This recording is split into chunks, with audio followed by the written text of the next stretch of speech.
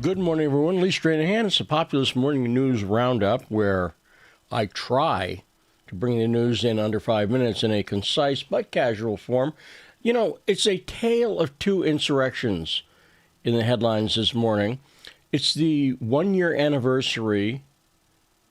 Some people are calling it an insurrection. We'll talk about that maybe later on the backstory.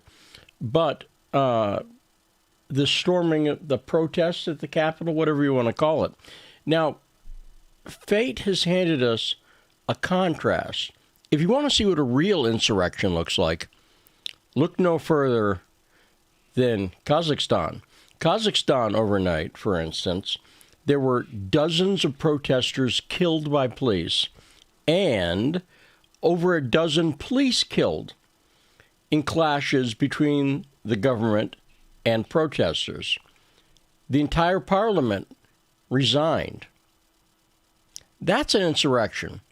Now, with our lame-ass insurrection, if that's what it was, which, by the way, this insurrection in Kazakhstan, the other thing that's happening there is Russia is leading a force of 6 nations to come in for peacekeeping, something that didn't have to happen in Washington, D.C. on January 6th.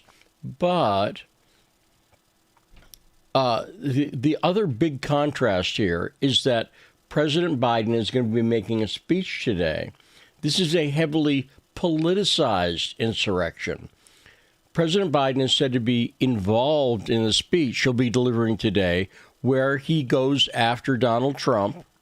That's what you can anticipate today on the insurrection and the threat to democracy. So I'm just saying, it's interesting. The world is getting a chance to compare what we call an insurrection in the U.S. and what's happening in Kazakhstan. Now, in Australian tennis news, Novak Djokovic, the Serbian tennis champion, is held in the Orwellian called Detention Hotel. That's what it's called. The Detention Hotel. Did you know there were detention hotels? Is a prison a detention hotel? I don't know, kinda. Prisons are basically detention Motel 6s, kind of, sort of, a little bit. But anyway, he's been held. He said he's got a medical condition that doesn't allow him to get vaccinated. And Australia, which has had, by the way, since Christmas, more diagnosed cases, all the stuff they've been doing to tamp down on coronavirus in Australia, turns out that since Christmas, they've had more Omicron cases than they had the entire pandemic. So it didn't work real well. But anyway, he was trying to get in because the Australian Open tennis match is coming up. They've stopped him, and now they put him at the detention Motel 6. Meanwhile, in other COVID news, a couple things have been canceled. The Golden Globe Awards, it could be that they're lame. Although, if you've never seen Ricky Gervais on the Golden Globes, go look that up on YouTube. I'll just leave it right there. But the other thing that was canceled is the Grammys. These awards, now some people, look, there are two sides to every coin. And this could be a positive thing happening because of COVID. Meanwhile, schools in Chicago are closed again.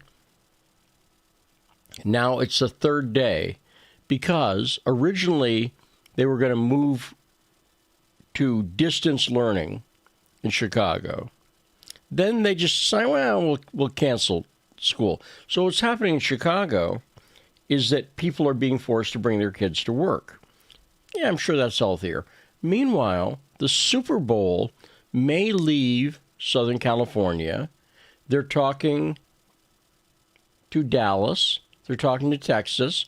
And like many people and many companies, you know, something else could be moving from California to Dallas.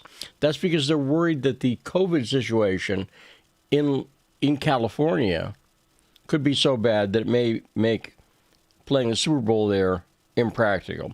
Finally, Ghislaine Maxwell is requesting a new trial.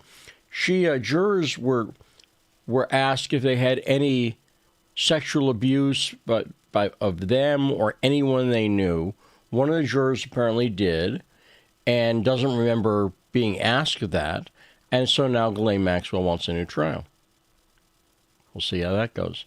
Anyway, that's the Morning News Roundup. We'll talk about some of these stories on the backstory later. And I may even be talking about this insurrection thing.